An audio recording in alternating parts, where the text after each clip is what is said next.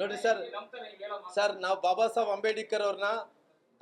ಅಂಬೇಡ್ಕರ್ ಸಂವಿಧಾನ ಏನಿದೆನೋ ಆ ಸಂವಿಧಾನವನ್ನು ನಾವು ಯಾವ ರೀತಿಯಲ್ಲಿ ರಾಮಾಯಣ ಭಗವದ್ಗೀತೆಗೆ ಯಾವ ರೀತಿಯಲ್ಲಿ ಗೌರವವನ್ನು ಕೊಡ್ತೀವೋ ಆ ರೀತಿ ಗೌರವವನ್ನು ಕೊಡುವಂಥ ವಿಚಾರದಲ್ಲಿ ಕೇವಲ ನಾಟಕೋತ್ಸವಗಲ್ಲ, ರಾಮಾಯಣ ಯಾವ ರೀತಿಯಲ್ಲಿ ಪೂಜೆಯನ್ನು ಮಾಡ್ತೀವೋ ಗ್ರಂಥಕ್ಕೆ, ಮಹಾಭಾರತಿಗೆ ಯಾವ ರೀತಿಯಲ್ಲಿ ಗ್ರಂಥಕ್ಕೆ ಪೂಜೆ ಮಾಡ್ತೀವೋ ಆ ರೀತಿ ಬಾಬಾ ಸಾಹೇಬ್ ಅಂಬೇಡ್ಕರ್ ಬರೆದಂಥ ಸಂವಿಧಾನಕ್ಕೆ ಕೂಡ ಅದೇ ಗೌರವವನ್ನು ಕೊಡುವಂಥ ಮಂದಿ ಭಾರತೀಯ ಜನತಾ ಪಾರ್ಟಿ ಮಂದಿ.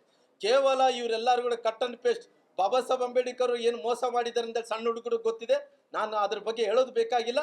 ಇವತ್ತು ಬಾಬಾ ಸಾಹೇಬ್ ಅಂಬೇಡ್ಕರ್ ಅವ್ರ ಬಗ್ಗೆ ವಿಶೇಷವಾಗಿ ನಮ್ಮ ಭಾರತೀಯ ಜನತಾ ಪಾರ್ಟಿ ದೇಶದ ಪ್ರಧಾನಮಂತ್ರಿಗಳು ಅಂತ ನರೇಂದ್ರ ಮೋದಿಜಿಯವರು ಯಾವ ಎತ್ತರಕ್ಕೆ ಅಂದರೆ ಬಾಬಾ ಸಾಹೇಬ್ ಅಂಬೇಡ್ಕರ್ ಭಾಳ ಎತ್ತರವಾದಂಥ ಮನುಷ್ಯ, ಪಟ್ಟಿ ಕೊಟ್ಟಿದ್ದಂಥ ಮನುಷ್ಯ, ಅವ್ರನ್ನ ಇನ್ನ ಜಾಸ್ತಿ ಗೌರವವನ್ನು ಕೊಡೋಂಥ ಕೆಲಸ ನಮ್ಮ ನಮ್ಮ ನಮ್ಮ ಭಾರತೀಯ ಜನತಾ ಪಾರ್ಟಿ ಮಾಡ್ತಾ ಇದೆ.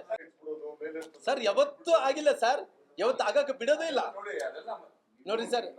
ಅಲ್ಲಲ್ಲ ನಾನು ಸರ್ ನಾನು I am very clear sir Baba Saheb Ambedkar ಅವ್ರನ್ನ ಸರ್ ನಾನು ಬಹಳ ಕ್ಲಿಯರ್ ಆಗಿ ಹೇಳ್ತೀನಿ ಸರ್. ಬಾಬಾ ಸಾಹೇಬ್ ಅಂಬೇಡ್ಕರ್ ಅವ್ರನ್ನ ಭಾವಚಿತ್ರ ಮುಟ್ಟಬೇಕಂದ್ರೆಗಿನ ಇನ್ನ ಈ ಮಣ್ಣಿನ ಮೇಲೆ ಅಂತ ಗಂಡ್ಸು ಹುಟ್ಟಿಲ್ಲ ಸರ್ ಯಾರು.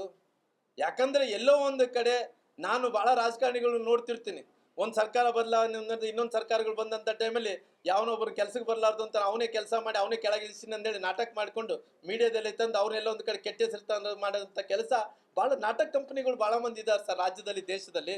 ಅಂತ ನಾಟಕ ಕಂಪನಿಗಳಿಗೆ ಬೆಲೆ ಜಾಸ್ತಿ ಕೊಡೋದು. ಬಾಬಾ ಸಾಹೇಬ್ ಅಂಬೇಡ್ಕರ್ನ ಮುಟ್ಟಂಥ ಶಕ್ತಿ ಈ ಭೂಮಿ ಮೇಲೆ ಯಾರಿಗಿದೆ ಸರ್? ಯಾರಿಗಿದೆ ಸರ್?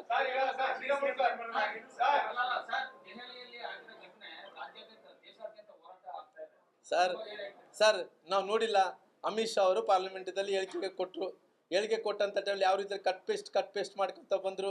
ಈ ವಿಚಾರ ಕೂಡ ನಾನು ಕೂಡ ಯಡಿಯೂರಪ್ಪರು ಕೂಡ ಒಂದ್ಸರಿ ಮುಖ್ಯಮಂತ್ರಿ ಇದ್ದಂಥ ಟೈಮಲ್ಲಿ ವಿಧಾನಸೌಧದಲ್ಲಿ ಅಲ್ಲೇ ಕ್ಲೀನ್ ಮಾಡಕ್ ಹೋದಂತ ಏನಾನ ಅಪ್ಪಣ ಕ್ಲೀನ್ ಮಾಡಕ್ ಹೋದಂತ ಬಾಬಾ ಸಾಹೇಬ್ ಅಂಬೇಡ್ಕರ್ ಫೋಟೋ ತೆಗೆದಿತ್ತಾರಂತೇಳಿ ಅವರೇ ಎಲ್ಲ ಒಂದು ಕಡೆ ಬಂದು ಆ ಗೊಂದಲ ಸೃಷ್ಟಿ ಮಾಡಿ ಅವರೇ ನಾಟಕ ಮಾಡಿ ಯಾರ್ರೀ ಬಾಬಾ ಸಾಹೇಬ್ ಅಂಬೇಡ್ಕರ್ನ ರೀ ಈ ಜನ್ಮಲ್ಲ ಸೂರ್ಯ ಚಂದ್ರ ಇರೋ ತನಕ ಬಾಬಾ ಸಾಹೇಬ್ ಅಂಬೇಡ್ಕರ್ನ ಫೋಟೋ ಅಲ್ಲರಿ ಅವ್ರ ಹತ್ರ ಹೋಗಿ ನಿಂತು ನಿಲ್ಲಂತ ಶಕ್ತಿ ಕೂಡ ಯಾರು ಇಲ್ಲ ರೀ.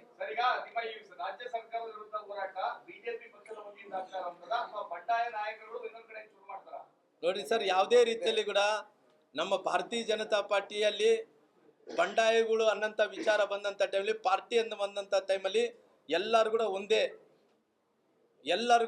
ಅದರಲ್ಲಿ ಬೇರೆ ಪ್ರಶ್ನೆ ಇಲ್ಲ.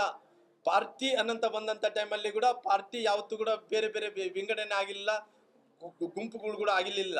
ನಾವೆಲ್ಲರೂ ಕೂಡ ಪಾರ್ಟಿ ಅಂತ ಬಂದಂಥ ಟೈಮಲ್ಲಿ ಎಲ್ಲರೂ ಕೂಡ ಒಂದಾಗಿ ಪಾರ್ಟಿ ಸಲುವಾಗಿ ಕೆಲಸ ಮಾಡ್ತೀವಿ, ಪಾರ್ಟಿನ ಅಧಿಕಾರ ತರೋಂಥ ಕೆಲಸ ಮಾಡ್ತೀವಿ. ಜೊತೆಲಿ ಸಣ್ಣ ಪುಟ್ಟ ವ್ಯತ್ಯಾಸಗಳಿದ್ರು ಕೂಡ ಆಲ್ರೆಡಿ ಹೈಕಮಾಂಡ್ ಅವರು ಕೂಡ ಆಲ್ರೆಡಿ ಕರೆಸಿದಾರ, ಮಾತಾಡಿದಾರ.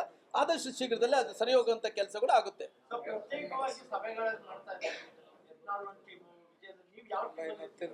ನೋಡ್ರಿ, ನಾನು ಭಾರತೀಯ ಜನತಾ ಪಾರ್ಟಿ ಟೀಮ್ ರೀ, ನಾವೆಲ್ಲರೂ ಕೂಡ ಭಾರತೀಯ ಜನತಾ ಪಾರ್ಟಿ ಟೀಮ್ ಅಷ್ಟಾಗ್ಲಿ. ನಾವು ಯಾವುದೇ ಟೀಮಲ್ಲಿ ಅಂತರಲ್ರಿ, ಯತ್ನಾಳ್ ಅವರು ಕೂಡ ಯಾವುದೇ ಟೀಮ್ಗೆ ಸೇರಿದಂಥ ಮಂದಿ ಅಲ್ಲರಿ. ಅವರು ಪಾರ್ಟಿ ವಿರುದ್ಧವಾಗಿ ಯತ್ನಾಳ್ ಅವರು ಅಲ್ಲರಿ. ಬಸವರಾಜ್ ಪಾಟೀಲ್ ಯತ್ನಾಳ್ ಅವರು ಕೂಡ ಅವ್ರು ಕೂಡ ಸೀನಿಯರ್ ಮೋಸ್ಟ್ ಲೀಡರ್ ಇದಾನ. ಕೇಂದ್ರದಲ್ಲಿ ಇವತ್ತು ವಾಜಪೇಯಿ ಸರ್ಕಾರದಲ್ಲಿ ಮಂತ್ರಿಯಾಗಿ ಕೂಡ ಕೆಲಸ ಮಾಡಿದಾನ. ಎಲ್ಲೋ ಒಂದು ಕಡೆ ಅವ್ರಿಗೆ ಎಲ್ಲೋ ಒಂದು ಕಡೆ ಅಸಮಾಧಾನ ಇರೋ ಕಾರಣ ಆಲ್ರೆಡಿ ನಾಯಕರು ಡೆಲ್ಲಿ ಕೂಡ ಹೋಗಿ ಮಾತಾಡ್ಕೊಂಡ್ ಬಂದಿದಾರ. ಆದಷ್ಟು ಬೇಗನೆ ಅಂದ್ರೆ ಯತ್ನಾಳ್ ಅವ್ರಿಗೆ ನೋಟಿಸ್ ಕೊಟ್ಟಿದಾರ. ನೋಟಿಸ್ ಕೊಟ್ಟ ನಂತರ ಕೂಡ ಅವರೆಲ್ಲರೂ ಕೂಡ ಏನು ಕ್ಲಾರಿಫಿಕೇಶನ್ ಕೊಟ್ಟಿದ್ದಾರ. ಕೊಟ್ಟಿದ ನಂತರ ಕೂಡ ಇದನ್ನ ಸರಿಪಡಿಸಂತ ಕೆಲಸ ರಾಷ್ಟ್ರೀಯ ನಾಯಕರು ಮಾಡಬೇಕಾಗಿದೆ. ಆದಷ್ಟು ಶೀಘ್ರದಲ್ಲಿ ಕರೆಸ್ತಾರ, ಮಾತಾಡ್ತಾರ, ಸರಿ ಮಾಡ್ತಾರ.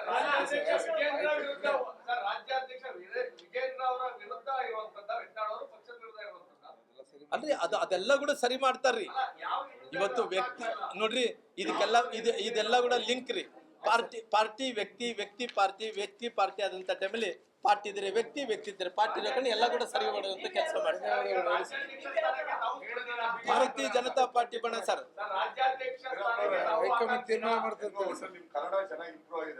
Thank you sir.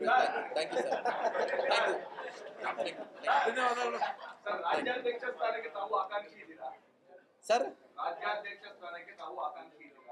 ಆಯ್ತು, ಮತ್ತೆ ಹೇಳ್ಬೇಕಾ ಸರ್? ಮತ್ತೆ ಆಲ್ರೆಡಿ ಹೇಳಿಬಿಟ್ಟಿನಿ.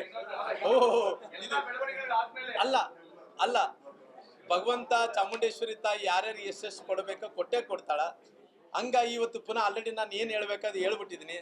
ಜನರೆಲ್ಲರಿಗೂ ನೋಡಿದಾರೆ, ಹಳೆ ಸುದ್ದಿ ಆಗಿದೆ. ಮತ್ತೆ ಅದ್ರ ಪುನಃ ಹೊಸದ್ ಮಾಡೋಕೆ ಇಷ್ಟ ಪಾರ್ಟಿ ಎಲ್ಲ ಕೂಡ ಸೂಕ್ಷ್ಮವಾಗಿ ಗಮನಿಸ್ತಾ ಇದೆ.